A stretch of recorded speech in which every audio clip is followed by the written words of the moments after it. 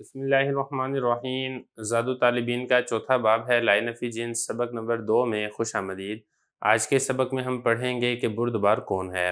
قال رسول اللہ صلی اللہ علیہ وسلم ولا حلیم الا ذو عثرت ولا حکیم الا ذو تجربۃ۔ نبی کریم صلی اللہ علیہ وسلم نے ارشاد فرمایا، کوئی شخص کامل بردبار نہیں ہو سکتا جب تک لغزش نہ کھائے، اور کوئی شخص کامل حکمت والا نہیں ہو سکتا جب تک اسے تجربہ حاصل نہ ہو جائے۔ دیکھیں، حلیم کہتے ہیں بردبار کو، اور عسرہ کہتے ہیں غلطی اور لغزش کو۔ حدیث کا مطلب یہ ہے کہ جب تک آدمی معاملات میں نفع نقصان برداشت نہیں کرتا ہے، یا اسی طریقے سے جب اس کو کوئی دھوکہ اور نقصان ہو جاتا ہے تو پھر وہ احتیاط سے چلتا ہے اور ان اسباب سے دور رہتا ہے جس کی وجہ سے اس کو پہلی مرتبہ نقصان ہوا تھا۔ یہی وجہ ہے کہ نبی کریم صلی اللہ علیہ وسلم نے ارشاد فرمایا ہے کہ مسلمان کو ایک سوراخ سے 2 مرتبہ نہیں ڈسا جا سکتا، اور عقل مند شخص وہی ہوتا ہے جب اس کو ایک مرتبہ ایک چیز سے نقصان پہنچ جاتا ہے تو پھر دوسری مرتبہ اس کے قریب جانے سے گریز کرتا ہے۔ تو یہ غلطی کیسی چیز ہے انسان کے لیے؟ جب انسان کو غلطی لگتی ہے، ٹھوکر لگتی ہے، تو اگر اس کے اندر تھوڑی سی بھی عقل اور دانائی ہے، دانش مندی ہے، تو اس غلطی سے سبق ضرور سیکھتا ہے۔ البتہ اگر کوئی شخص ہے ہی بے وقوف، اس کو جتنی بھی غلطیاں وہ کرتا رہے، وہ ان غلطیوں سے سبق حاصل نہیں کرتا ہے بلکہ الٹا اور زیادہ غلطیاں کرنے لگتا ہے۔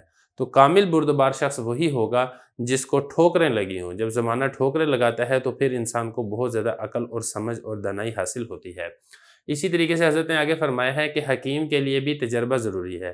حکیم، دانا، عقل مند کسی چیز کی اصلیت اور حقیقت کے جاننے والے کو کہا جاتا ہے، اور تجربہ کہتے ہیں کاموں کی واقفیت کا ہونا اور کسی چیز کے طریقوں کو جاننا۔ تو حدیث کا مطلب یہ بنے گا کہ ایسا شخص جس کے سامنے معاملات کا اتار چڑھاؤ ہو، برائی اچھائی سب ہو، اس نے تجربے کر کے ایک چیز کو حاصل کی ہو، تو ایسا شخص ہی حکیم کہلائے گا۔ بعض علماء نے اس حدیث کا مطلب یہ بھی بیان کیا ہے کہ حکیم سے مراد عرفی حکیم ہے، یعنی ڈاکٹر ہے۔ تو مطلب اس کا یہ بنے گا کہ صرف ڈاکٹری کی تعلیم حاصل کرنے سے، صرف طب کی کتابیں پڑھنے سے کوئی آدمی ڈاکٹر اور حکیم نہیں بن سکتا ہے جب تک اس کو تجربہ حاصل نہ ہو۔ جب اس کو تجربہ حاصل ہوگا تو پھر وہ کامل اور صحیح طریقے سے لوگوں کا علاج کر سکے گا۔